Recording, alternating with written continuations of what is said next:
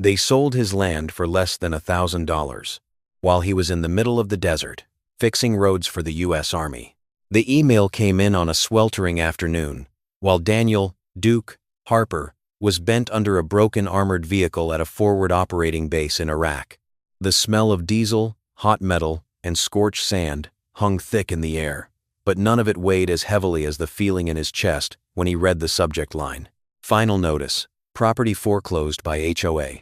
He froze. The American flag on his sleeve shifted slightly in the hot wind. The hands that were used to gripping a wrench now trembled, as if they had just touched something that didn't belong on a battlefield. "Duke, what's going on?" a fellow soldier asked. He didn't answer. His eyes stayed locked on the phone screen. Each line of text drove straight into his mind. The Silver Creek HOA had completed the foreclosure on his property. The reason? An unpaid fee of $912. $912. A number so small, it was almost laughable. Not enough to buy a new set of tires for his old pickup truck. Yet somehow, enough to take away 3 acres of land, a wooden house, a repair shop, and the memories of 3 generations. Duke tightened his grip on the phone. His heart pounded, not because of bullets, not because of explosives, but because of something worse. Betrayal. Back home, on the other side of the world, in the outskirts of Phoenix, Megan Harper stood on the front porch, clutching her husband's jacket in both hands. The evening wind moved through the dry yard, a place that once echoed with laughter and the hum of machines. Now, there was only a heavy silence. A white SUV pulled up to the gate. The door opened. A woman stepped out. Linda Voss, the HOA president. Someone everyone in the neighborhood knew, but no one dared to challenge. Her blonde hair was perfectly styled, her high heels striking the ground like a hammer of authority. She wasn't in a hurry. She didn't need to be. Because in her mind, everything already belonged to her. "Mrs. Harper," Linda said, her voice sweet as honey but cold as steel. "I trust you've received the notice." Megan didn't respond right away. She looked straight into the woman's eyes. There was anger there, but also fear, and something else beginning to take shape, something closer to resolve.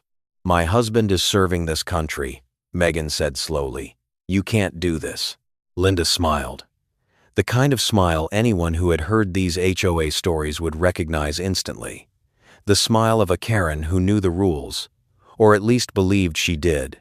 "Oh, I completely understand," she replied. "But rules are rules. The HOA makes no exceptions." No exceptions. 3 simple words, heavy as a sentence.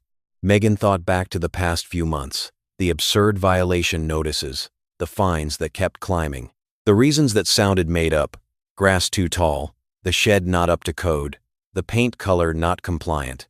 Every time, she had tried to manage, picking up extra night shifts at the hospital, cutting back on every expense. But the fines kept growing. And now, everything had slipped out of control. "You never sent this notice," Megan said, her voice trembling slightly. "That fee, I've never seen it." Linda shrugged. "Maybe you should check your mailbox more often." A cold response. A direct strike at the truth Megan was beginning to see. This wasn't a mistake. This was deliberate. Back in Iraq, Duke sat alone in his tent, the dim yellow light casting sharp shadows across his face. He opened the email again, then the attachments. Contracts, notices, reports. See, Letisano. Everything looked legitimate, at least on paper. But one thing was wrong. He had never signed any of it. Duke frowned. A familiar feeling rose inside him. Not fear, but awareness. The same instinct he had when spotting the signs of an improvised explosive device on the road. Something wasn't right. "She thinks I'm far away, so I can't do anything," he muttered. In Arizona, Megan watched the SUV drive off, leaving behind a thin cloud of dust in the fading light. She stood there for a long time, until her phone vibrated. Duke's name appeared on the screen. She answered immediately. "Are you okay?" His voice was low, tight like a stretched wire. Megan took a deep breath. "They said they sold our land." Silence. A long, heavy silence. Then Duke spoke, each word slow and certain. "No. They think they sold it. It wasn't loud. It wasn't aggressive. But it carried something different. A promise. And somewhere deep in his voice, Megan heard something that Linda Voss didn't know. The man she had just tried to strip of everything was not someone who could be easily defeated. And this was only the beginning. They started fining her $200 a day, just because the grass was a few inches too tall. Megan stood in the middle of the yard, her shoes coated in dry dust, staring at the notice taped directly onto the gate like a public humiliation. The paper was white, the text sharp and black, as if it had been printed by a machine with no emotion. Violation notice. Daily penalty. $200. The wind passed through, making the paper tremble slightly. But Megan didn't. She stood still, as if nailed to the very ground her family had held for 3 generations. It was just grass. Just a few patches growing higher than allowed. But this was no longer about grass. Inside the small house, her phone buzzed. A new email, then another, and another. Each one felt like a cut. Garage not up to code. Shed paint not approved. Fence requires immediate repair. Megan scrolled through each line quickly. Her heart began to race, not because of the money, but because of the frequency. Too fast, too aggressive, too intentional. This isn't normal, she whispered to herself. On the other side of the world, Duke sat in the maintenance bay, a wrench in his hand, but his mind was somewhere else. He listened as Megan explained everything over the phone. Her voice tried to stay calm, but the small pauses between her sentences gave everything away. "What do you think?" Megan asked. Duke stayed silent for a few seconds. He looked down at his hands, still stained with grease. He had fixed things far more complicated than this. Broken systems, dangerous situations. But this wasn't mechanical. "This isn't a mistake," he said slowly. "This is strategy." Back in Silver Creek, Linda Voss sat in her spacious living room, a glass of red wine resting lightly in her hand. The warm lighting reflected across the glass table, creating soft streaks of light. She opened her laptop and scrolled through the list of properties in the neighborhood. One name was highlighted. Daniel Harper. Linda Smirkid. Military family, she murmured. Always the same. In her mind, these were easy targets. People who were away. People who weren't there to push back. People who left behind their wives, their families, and empty spaces. Spaces she knew how to fill. With power, with rules, and with silence. The next morning, Megan arrived at the hospital with tired eyes.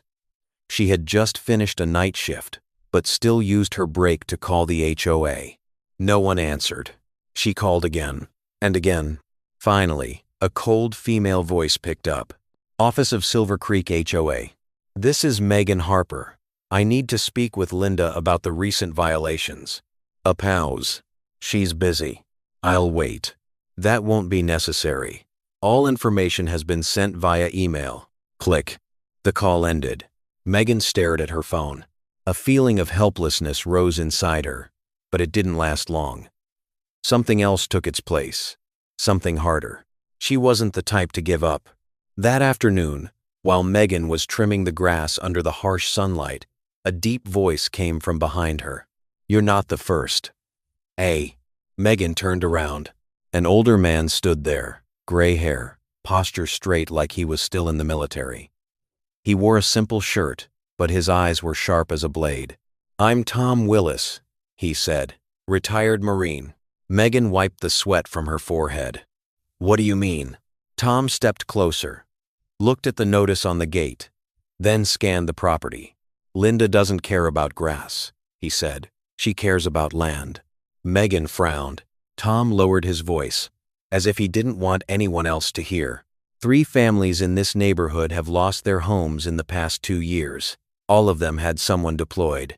And it always started with small violations like this. The air seemed to thicken. Megan felt a chill run down her spine, even as the sun burned everything around her. "Are you sure?" she asked. Tom nodded slowly. "I've been watching her for a while, but I need proof. And maybe you're the one who can help me get it."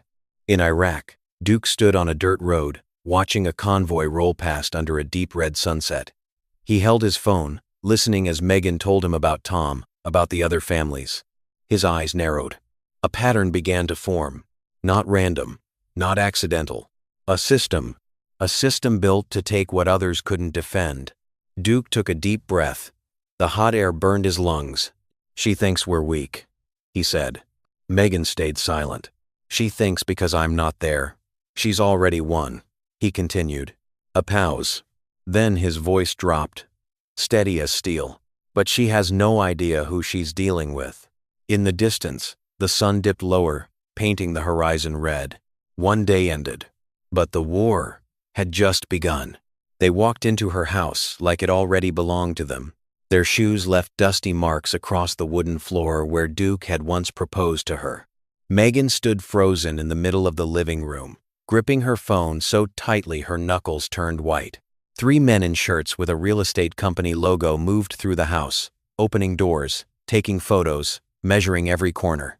One crouched down to inspect the floor. Another stood writing notes. The third looked at Megan as if she were nothing more than an inconvenience. "What are you doing?"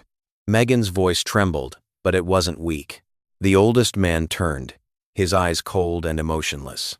"We are authorized to inspect the property after foreclosure." Each word dropped like a stone. Foreclosure. Megan felt something tighten around her chest. She shook her head. "No, there is no foreclosure. My husband never signed anything." The man shrugged.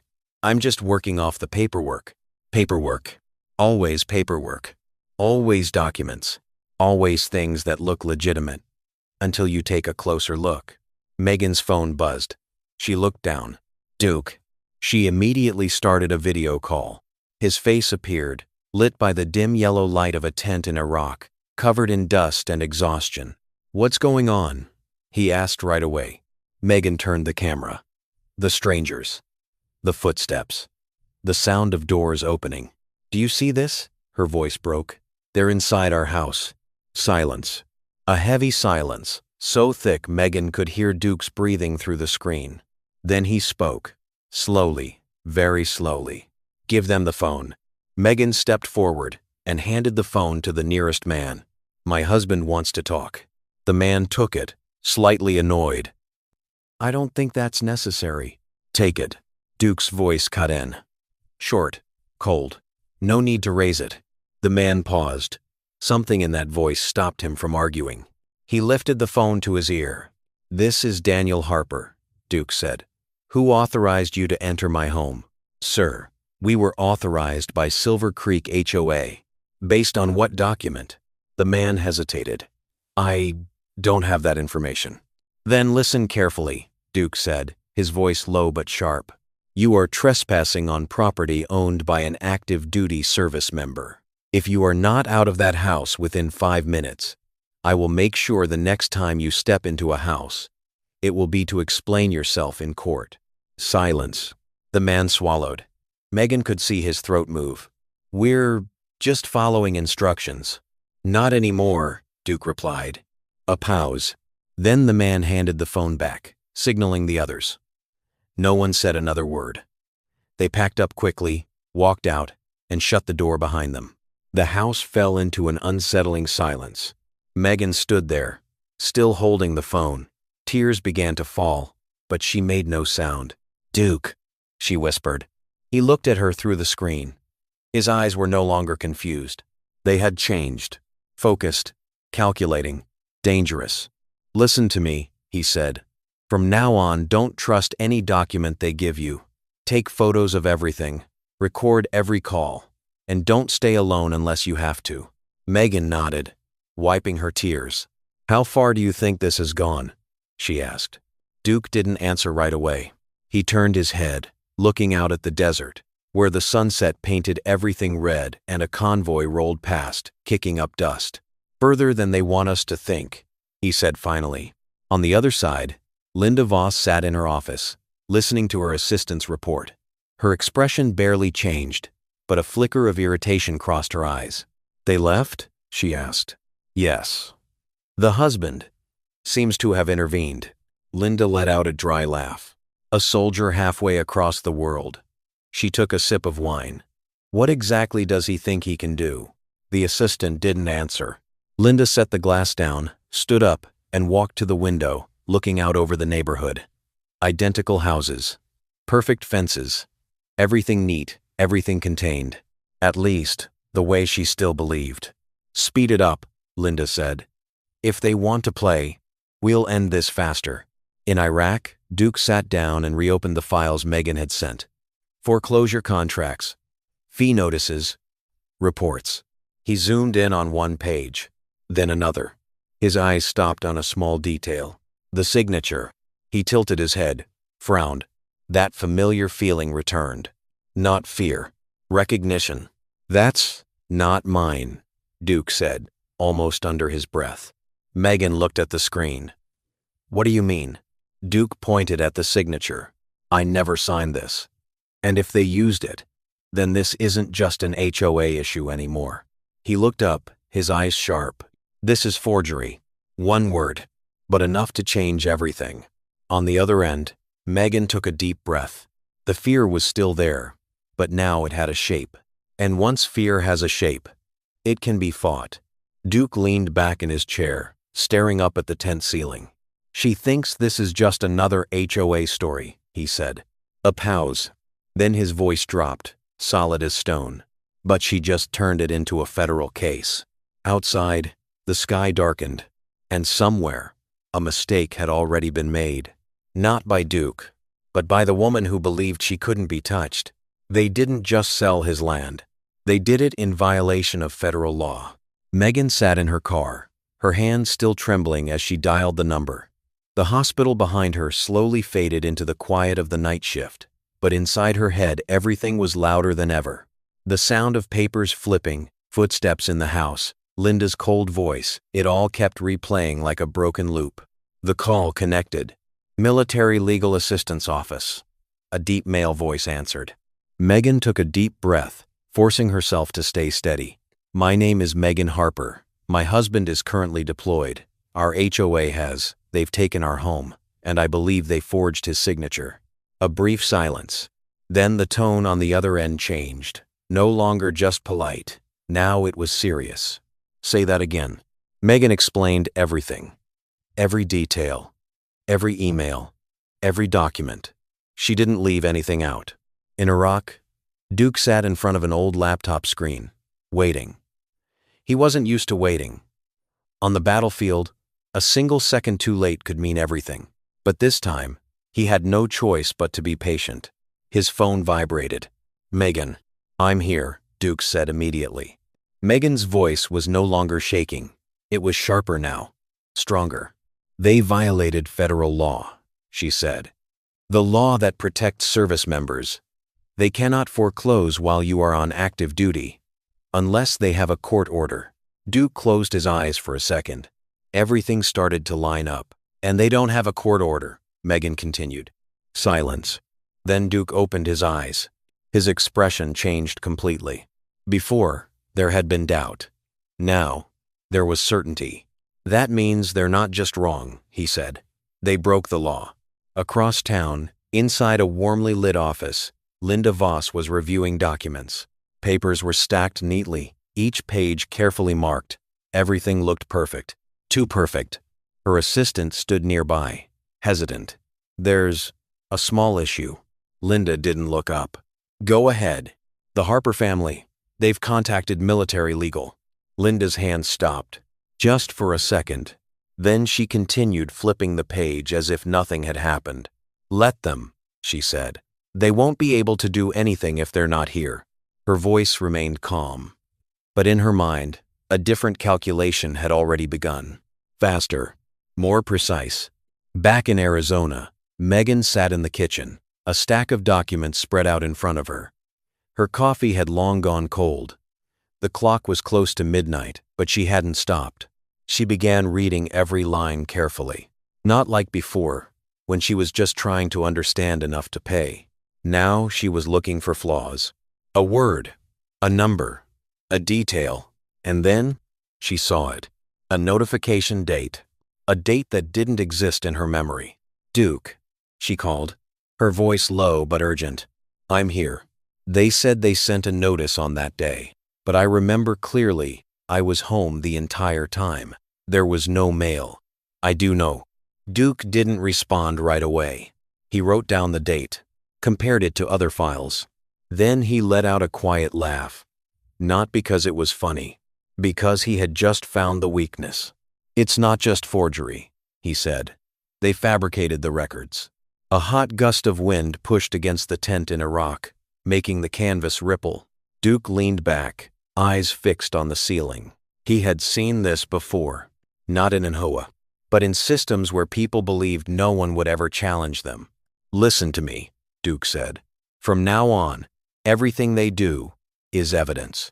In the Silver Creek neighborhood, Tom Willis stood outside Megan's house, holding a worn folder. He knocked on the door. Megan opened it. You're starting to see it now, aren't you? He asked. Megan nodded. Tom handed her the folder. These are the 3 previous cases. Same pattern. Megan flipped through quickly. Names, dates, small fees, leading to lost homes. She looked up. Why didn't anyone stop her? Tom looked off into the distance for a moment. Because people thought they were alone, he said. And because she picked the right targets. A pause. Then he looked straight at Megan. But this time, she picked the wrong one. In Iraq, Duke opened a new file. Not to read, to write. A list. Dates. Evidence. He wasn't reacting anymore. He was preparing. She thinks this is an HOA game, Duke said, his voice low and steady. But she just stepped into something much bigger. Megan sat still, her hand resting on the folder. The fear was still there, but it no longer filled the entire space. It was making room for something else. Clarity and control. Across town, Linda stood in front of a mirror, adjusting her coat. Everything still looked perfect. Everything still seemed under her control. At least, that's what she believed. But somewhere beneath the surface, the first cracks had begun to form. Small, almost invisible, but enough for someone like Duke to notice. And once he had seen it, he wouldn't ignore it. Not this time. They weren't the only ones who lost their home. At least 3 families had disappeared, the exact same way. Megan sat at the dining table, the soft yellow light casting over papers spread across the entire surface. The air inside the house felt so heavy she could hear every tick of the clock on the wall. Tom Willis sat across from her, hands clasped together, his eyes fixed on the worn files he had brought. The first family, Tom said slowly, pointing to a yellowed page. The husband was Navy, deployed for 8 months. When he came back, the house was gone. Megan swallowed hard. The second family, he flipped to another page. Air Force. Same thing. Fined for meaningless reasons. Same foreclosure. He paused. The third family disappeared completely. No one knows where they went. Quote, the room fell silent. This was no longer about small violations. No longer about administrative errors. This was a pattern. A system. Megan looked down at the numbers, the dates. They all had something in common. A small fee. A vague notice. Then acceleration. Then everything gone. She's hunting, Megan whispered. Tom nodded. And she chooses the right targets. The ones who aren't there to defend themselves. In Iraq, Duke sat in front of his laptop, the screen glowing in the darkness of the tent. He received the files Megan sent. He opened each page. Read. Compared. Took notes. His breathing stayed steady, almost unnervingly calm. But inside, everything was running like a machine. She's not doing this alone, Duke said over the phone. Megan frowned. What do you mean? Look at the company behind the foreclosure transactions, he replied. The company name. Megan flipped through the documents quickly. Her eyes stopped. Voss Property Group, LLC. Her heart skipped a beat. That's, she started. Linda's company, Duke finished. A long silence followed. Megan looked up at Tom. Did you know about this? Tom sighed. I suspected, but I didn't have proof. Now they did. This wasn't just HOA anymore. This was a network, a closed loop. Linda finds, Linda forecloses, Linda buys it back. Megan clenched her hands. She's turning the HOA into a money machine. Somewhere else in town, Linda Voss stepped into a large garage where a brand new car sat under cold white lights. The paint reflected perfectly, without a single flaw. She paused, looking at it for a moment. A reward. A symbol of success. Her phone vibrated. A call from her husband, Richard Voss. Linda answered. "Did you hear?" Richard's voice was low, tense. "Hear what?" "Someone is digging into the foreclosure records." Linda went silent. 1 second, 2 seconds. Then she gave a light laugh. "Just a few curious residents," she said. "They don't understand how this system works." Richard didn't laugh. "Don't underestimate it," he said. "I've seen things like this go further than expected." Linda looked into the car's side mirror. Her face was perfect. Calm. Controlled. "I'm not new to this," she replied. "I know exactly what I'm doing."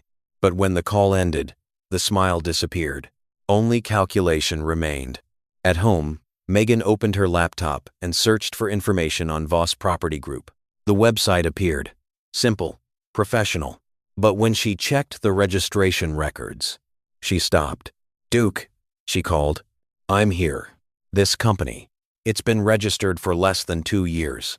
But the foreclosures started 3 years ago," Duke said immediately. Megan nodded, even though he couldn't see her. "So before that, what was she using?" A question. A gap. A point where the system didn't align. Duke tilted his head, eyes locked on the screen. "This isn't just greed," he said. "She's hiding something." Tom stood up, walked toward the window, and looked out at the quiet street. "She's always 1 step ahead," he said. "Always cleaning up her tracks." Megan turned to him. But this time, she went too far. In Iraq, Duke closed his laptop, not because he was done, but because he had enough to understand, enough to begin. He stood up and stepped outside. The night wind moved through, carrying the leftover heat of the day. The sky was dark, filled with stars, a distant place. But his mind was in Arizona. "She thinks she's in control of everything," Duke said, his voice low. Megan stayed silent, listening. "But she just left a trail," he continued. "And once there's a trail," he paused, took a breath, then said it. "I will track down all of it." In the small kitchen, Megan looked down at the papers. The fear was still there, but now it was no longer alone. Something else had joined it. The truth. And the truth is always dangerous for those who have something to hide. Across town, Linda stood by the window, looking out at the quiet neighborhood. Everything still looked perfect. But deep beneath the surface, something had begun to move, silently, and it could not be stopped. They were preparing to tear down his house, not on paper, but with real machinery. The morning came earlier than usual. Megan had just stepped outside when she saw a city pickup truck parked right in front of the gate. 2 men in reflective vests stood beside it, holding clipboards, their eyes fixed on her home as if evaluating something that needed to be removed. "We're here to inspect the structure," one of them said in a flat tone. "There's a report stating that the shed in the back is unsafe." Megan stopped in her tracks. The shed. The place where Duke had repaired every piece of wood with his own hands. The place where he spent hours after work, wiping grease off his hands while talking about the future. "There is no report," Megan said. "You don't have the right to be here." The man didn't argue. He simply lifted his clipboard and pointed to a line. "There is a city approval signature." A name appeared.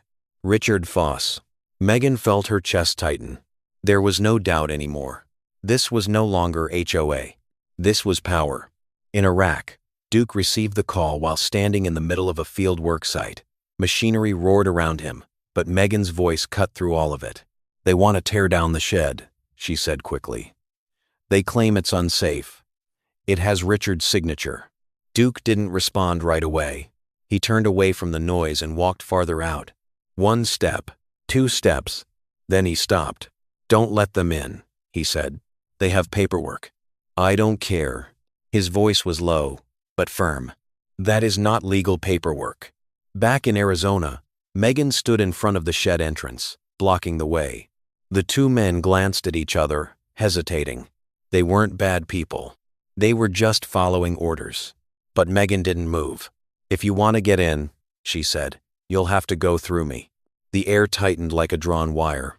1 second, 2 seconds. Then another vehicle appeared. A white SUV. The door opened. Linda Voss stepped out.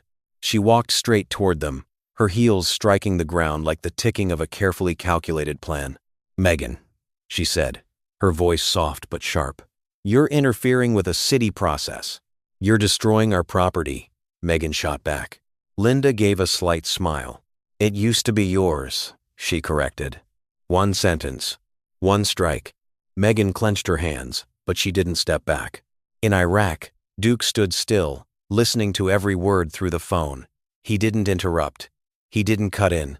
He was listening, recording, analyzing. "She's accelerating," he said quietly, almost to himself. "What do you mean?" Megan asked. "She knows we're investigating," Duke replied, "and she wants to finish this before we can react." A pause. Then Megan spoke, her voice low. "I'm not afraid." Duke closed his eyes for a second. "I know," he said. In front of the house, Linda stepped closer to Megan. The distance between them was now just a few steps. "You should think realistically," Linda said. "You can't win." Megan looked straight into her eyes. "Maybe I won't win," she replied, "but you won't walk away clean either." Linda's smile stiffened. Just slightly, but enough for Megan to see it. In the distance, Tom Willis appeared, walking quickly toward them. He didn't speak right away, just stood beside Megan. 2 people, no longer alone. Linda looked at them, her expression shifting. No longer complete control, but not fear yet. "Fine," she said, turning to the 2 men. "Stand down for today." They nodded and began packing up their paperwork.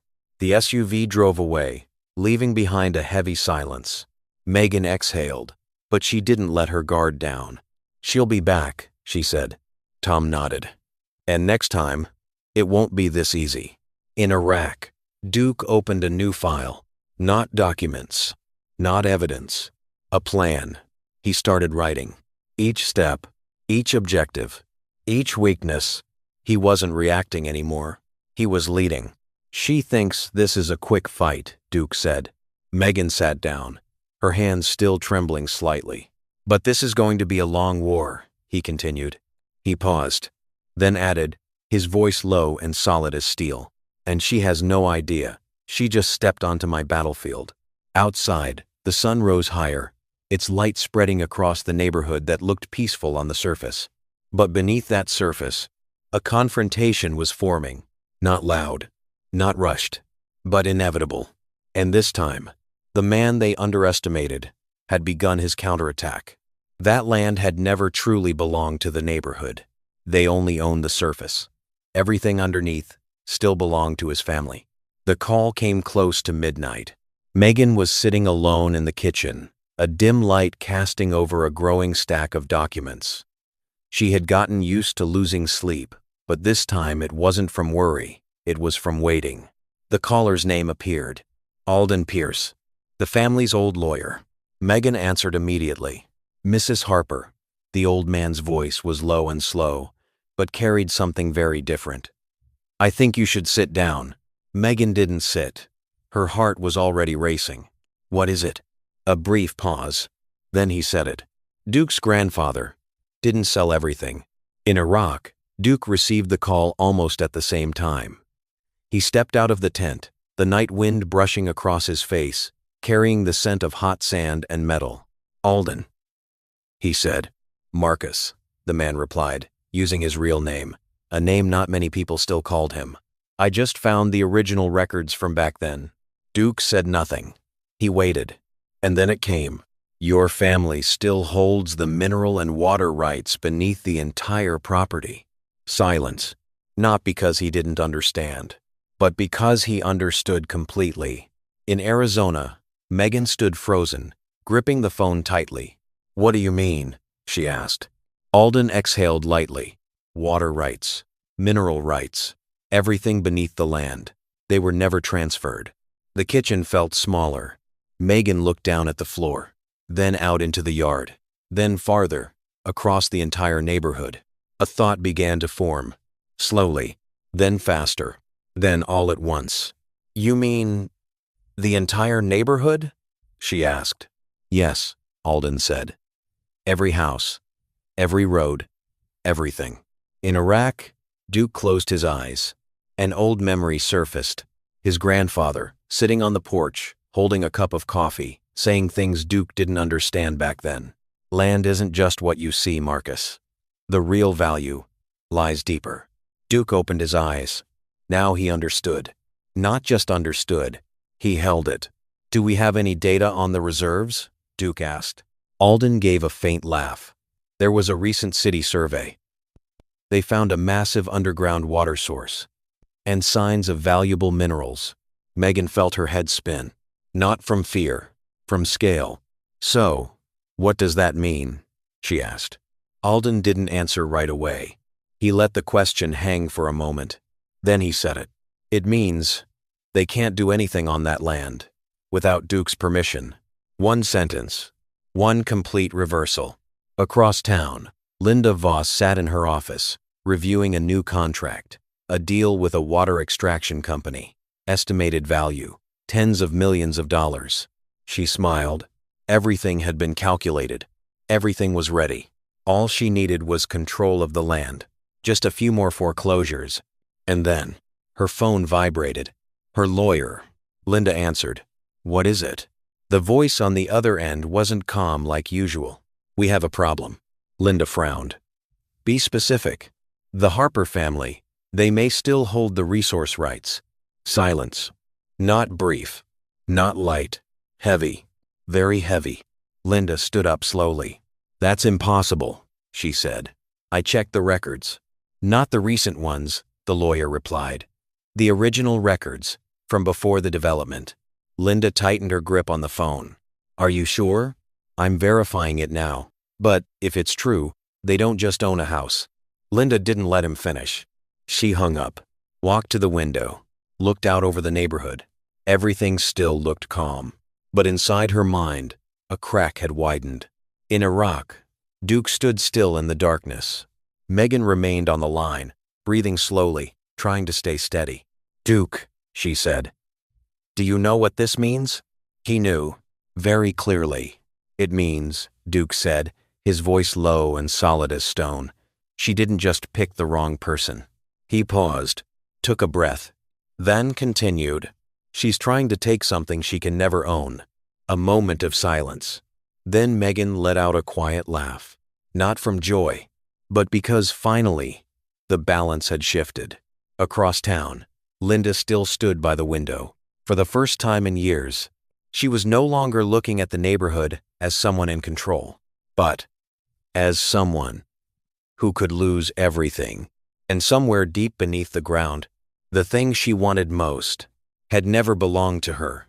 Linda offered to pay them $500,000 to stay quiet. And that was her biggest mistake. That morning, Megan was standing in the kitchen when her phone vibrated. An unknown number. She hesitated for a second, then answered. "Mrs. Harper." A man's voice came through, smooth and professional. "I am the attorney representing Linda Voss. We would like to discuss a settlement." Megan said nothing. The man continued. "My client is prepared to offer compensation, $500,000. The air in the kitchen seemed to freeze. $500,000. A large number. Too large for an ordinary family. But Megan didn't feel relief. She saw more clearly. "In exchange," she asked, "you will sign a confidentiality agreement. No lawsuits. No media.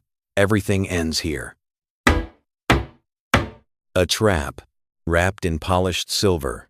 In Iraq, Duke was sitting in the communications room when Megan transferred the call to him. He listened. No interruption. No reaction. Just listening. When the lawyer finished, Duke asked one question. "How much do you think my silence is worth?" The man paused. "We believe this is a very reasonable offer." Duke let out a quiet laugh. Not amused. Not mocking. Just the sound of someone who had just confirmed what he needed to know. "You can tell Mrs. Voss one thing," Duke said. A pause. Then his voice lowered. "She just priced her own guilt." He hung up. On the other end, Megan sat still. She understood. If Linda was willing to pay that amount, then what she was hiding was far bigger. Not a mistake. Not a minor violation. An entire system. Across town, Linda stood in her office, gripping her phone tightly. "What did he say?" she asked, her voice no longer soft. Her lawyer repeated Duke's words. Silence. Then Linda laughed. But this time, the smile wasn't perfect. "Then we'll do this another way," she said. In Arizona, Megan sat at the table and opened a new file on her laptop. She was no longer reacting. She was taking control. She set her phone down, pressed record. From this moment on, everything was evidence. That afternoon, Linda called directly. Her voice was no longer sweet. "You're blowing this out of proportion," Linda said.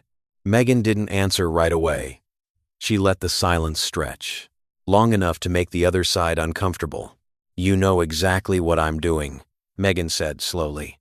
Linda scoffed. "You think you can win?" "No," Megan replied. "I know I will." A pause. Short, but heavy. Linda's tone shifted. Lower. More dangerous. "You don't understand who you're dealing with." Megan looked straight at her laptop screen, where the recording line was running. "I think I do," she said. "Then you should stop." "No." One word. Short. Final. In Iraq, Duke was writing. Not an email. Not a message. A plan. A list of names. A list of violations. A list of evidence. He wasn't rushing. Every line had a purpose. "She's panicking," he said over the phone. Megan nodded. "I think so too." "People in control don't pay for silence," Duke continued. "Only people who are about to lose control do that." Outside, the sun slowly set, painting Silver Creek in deep red. The houses stood quiet, unaware that beneath the calm surface, something was building. Tom Willis walked into Megan's house, carrying a new folder. "You're going to need this," he said. Megan opened it. HOA meeting transcripts. There was a section. Linda's voice. "These military families, they're temporary. They're not here long enough to understand the rules." Megan looked up. Her heart pounded. "Where did you get this?" Tom gave a slight shrug. "People are starting to talk." Across town, Linda stood alone in her dark office. The lights were off. Only the city glow came through the window. She stared at her computer screen. Numbers, contracts, plans. Everything was still there. But for the first time, she wasn't sure she controlled any of it anymore. In Iraq, Duke closed his notebook. He looked outside. The sky was black. Not a single light. But he didn't need light to see the path ahead. "This isn't defense anymore," he said. Megan stayed silent, waiting. "We're going on the offensive." One sentence. One decision. A point of no return. And this time, the man they underestimated was holding the entire board. More than 400 people filled the community hall. And for the first time, Linda Voss was not the one in control of that room. That morning felt different from any other. Small flags lined the walkway. Low murmurs of conversation filled the air. Cameras were set up in the corners. Bright lights pointed toward the front. Megan stood near the entrance, her heart racing. Not from fear, but from anticipation. A military vehicle pulled up outside. The door opened. Duke stepped out. His uniform was sharp, his expression calm. No rush, no show. But the moment he walked in, the room fell silent. No one gave an order. No one asked. But people moved aside on their own. Megan stepped forward. They looked at each other for a second. No words were needed. Everything was understood. On the other side of the room, Linda stood beside her lawyer, gripping a folder tightly. She was still perfectly dressed, still standing straight, still trying to hold the image of control. But her eyes had changed. No longer confident, only tense. "Let's begin," someone from the board said. Duke stepped forward. No rush. He didn't look at Linda right away. He looked at the people, the neighbors, the families, the ones who had stayed silent. "Thank you all for being here," he said. His voice was low, clear, no need to raise it. A pause. Then he continued. "I come from a place where the rules are simple. You protect what's yours. And you don't let anyone take it. Linda let out a faint scoff. We're talking about the law, not a battlefield. Duke turned his head. For the first time, he looked directly at her. Yes, he said. And you lost from the very beginning. The tension tightened. Linda's lawyer stepped forward. If you intend to disrupt. No, Duke cut in. I'm here to clarify. He gave a signal. Megan opened her laptop. A recording played. Linda's voice. These military families, they're temporary. The room stirred. Linda froze. That's... she began. Not finished, Duke said. Another file. A signature. Enlarged on the screen. This is my signature, Duke said. According to your records. He paused, then took another sheet from his pocket. And this is my real signature. The two were placed side by side. Not the same. Impossible to mistake. One real, one fake. The room went completely silent. Linda's lawyer turned pale. This needs to be reviewed. It already has been, Duke said. The door opened. Two men in suits walked in. FBE. No introduction needed. No explanation needed. Everyone understood. Linda stepped back. Just one step, but enough to reveal what she had been hiding all along. Fear. This is a misunderstanding, she said quickly. I can explain. We believe you can, one agent replied. And you will have the chance. At our office. The tension broke. Whispers. Sharp breaths. Chairs shifting.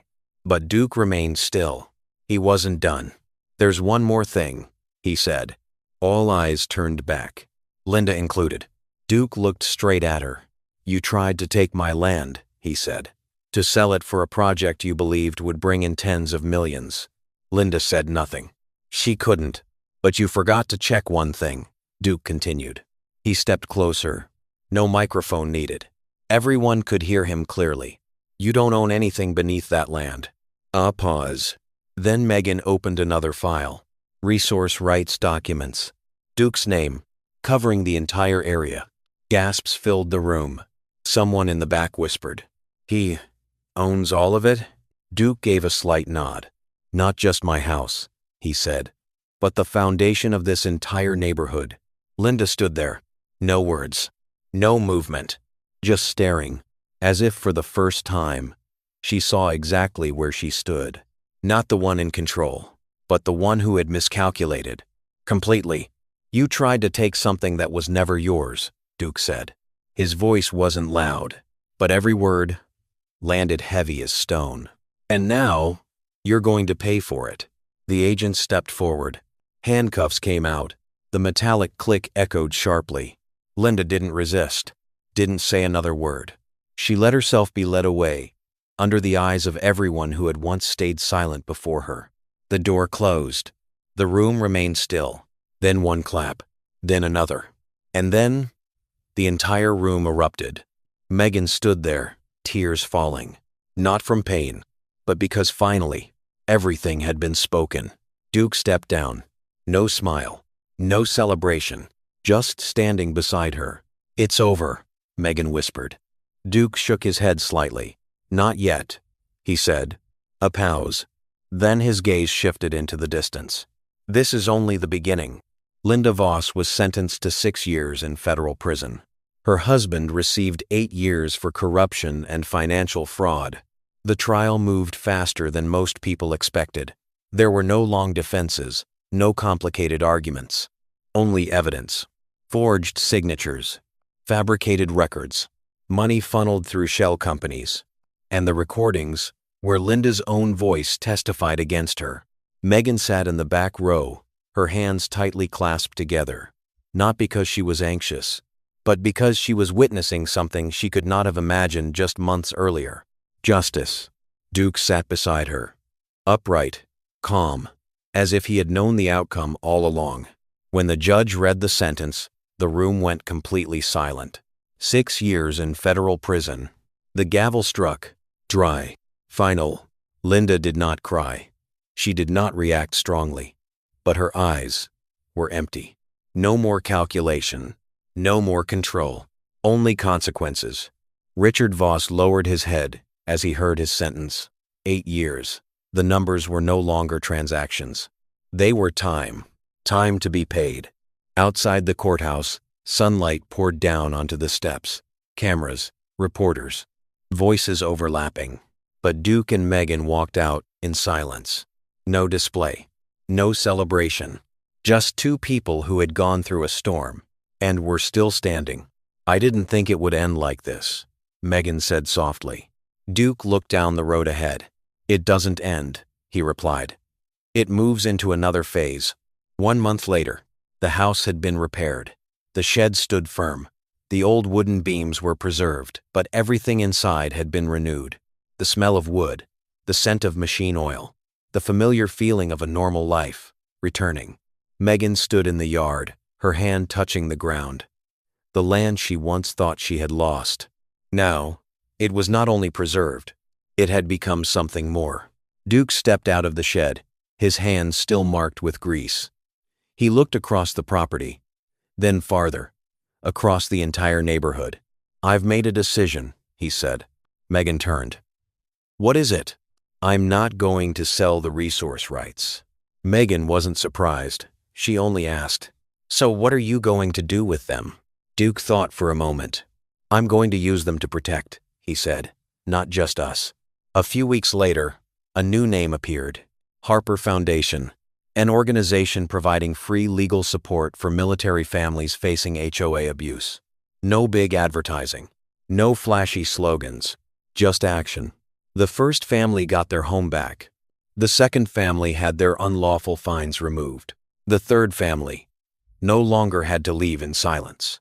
Megan stood at a small gathering, looking around at the people there, faces that once looked like hers. Worried, cornered, not knowing what to do. Now, they were speaking, standing, fighting. Tom Willis stood beside Duke and gave a small nod. "You did it," he said. Duke shook his head. "We just started," he replied. Silver Creek changed as well. A new board was elected. No more unreasonable fines. No more threatening letters. HOA meetings became discussions, not control. One afternoon, Duke sat on the porch, watching the sunset. Megan sat beside him. Silence. Peace. Something they had fought to get back. "Did you ever think it would go this far?" Megan asked. Duke thought for a moment, then shook his head slightly. "I only thought I wouldn't let anyone take what was mine," he said. A pause. Then he looked at her. "But maybe this was never just about us." The wind moved gently across the land. Leaves rustled.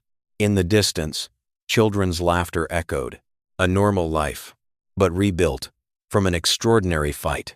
Megan leaned her head against his shoulder. "I'm glad we didn't give up," she said. Duke nodded slightly. "Sometimes," he said slowly, "people think power is in paperwork, in titles, in money." He looked into the distance. "But real power is knowing you're right and not backing down." Less. A pause. Deep. Enough to feel. Then Duke turned toward the listener, his voice low and steady. "If you've ever dealt with an HOA Karen who thinks they control everything, remember this. They are only strong when you stay silent. If you have your own story, tell it. Because stories like this should never be buried. And if you want to hear more stories about justice, about people who stand up and refuse to back down, stay with us. The next story might be yours."